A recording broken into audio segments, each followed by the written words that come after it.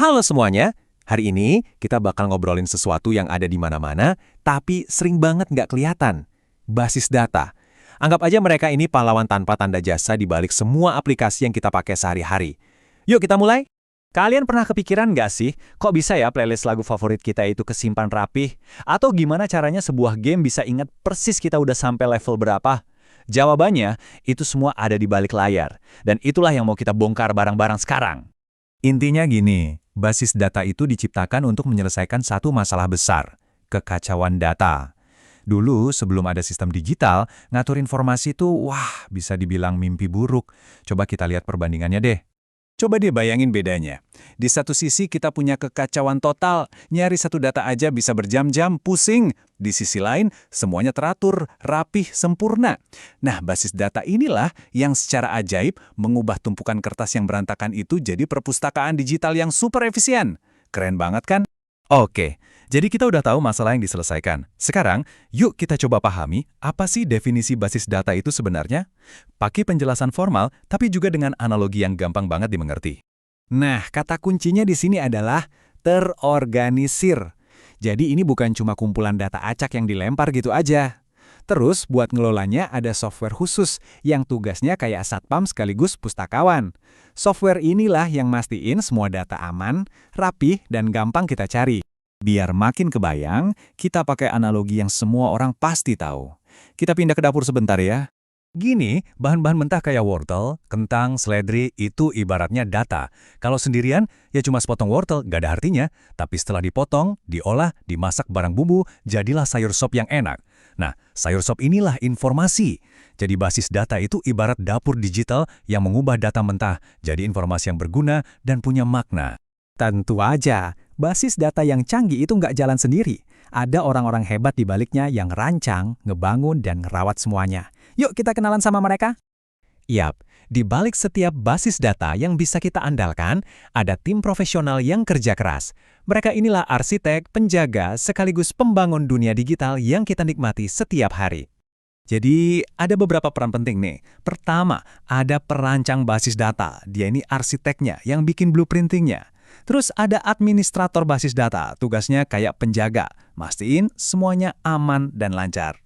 Lalu ada pengembang aplikasi, merekalah yang bikin aplikasi-aplikasi yang kita pakai. Dan terakhir, ya kita semua, para pengguna akhir. Oke, sekarang kita kerucutkan pembahasannya ya. Kita fokus ke jenis basis data yang paling umum dipakai.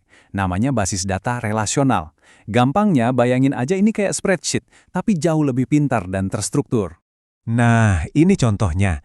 Data disimpan dalam bentuk tabel, yang istilah kerennya itu entitas. Setiap baris itu satu data unik. Di sini contohnya satu siswa. Terus setiap kolom, kayak nama atau alamat, itu disebut atribut. Simpel kan? Nah, disinilah pinternya basis data. Atribut, kayak alamat, itu kan sebenarnya terdiri dari banyak bagian kecil ya. Ada nama jalan, RT RW, kota, dan sebagainya.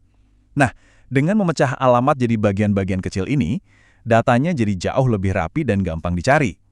Misalnya, kita jadi bisa cari semua siswa yang tinggal di kota Bandung, gitu. Terus pertanyaannya, gimana caranya basis data bisa yakin kalau setiap data itu benar-benar unik? Maksudnya gimana dia bisa tahu Budi yang ini beda sama Budi yang lain yang mungkin namanya sama? Coba deh lihat lagi tabelnya. Nama bisa aja ada yang sama kan? Alamat mungkin juga sama kalau mereka kakak adik.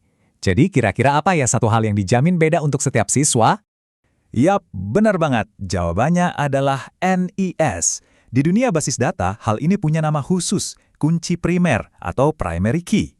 Ini super penting, soalnya dijamin nggak akan ada dua siswa dengan NIS yang sama. Ini tuh ibarat nomor identitas unik buat tiap siswa di dalam sistem, jadi nggak mungkin datanya ketukar. Dan ini dia nih bagian paling ahanya. Konsep kunci primer ini ternyata nggak cuma ada di komputer loh. Kalian semua, kita semua punya. Coba deh ingat-ingat KTP kalian. Ada NIK kan? Nomor induk kependudukan. Nah, NIK itu adalah contoh kunci primer paling sempurna di dunia nyata.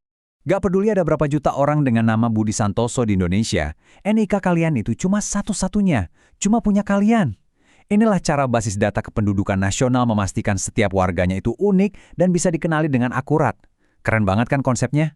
Jadi, ingat ya, mulai dari media sosial yang kalian buka, transfer uang di M-Banking, sampai game yang kalian mainkan, itu semua bisa berjalan karena diatur oleh basis data yang kerja tanpa henti di belakang layar. Jadi, lain kali kalian lagi pakai aplikasi, coba deh iseng mikir sebentar. Kira-kira data apa ya yang lagi disimpan? Dan gimana ya cara ngaturnya? Percaya deh, kalian bakal mulai melihat perpustakaan tak kasat mata ini di mana-mana. Terima kasih banyak sudah menyimak.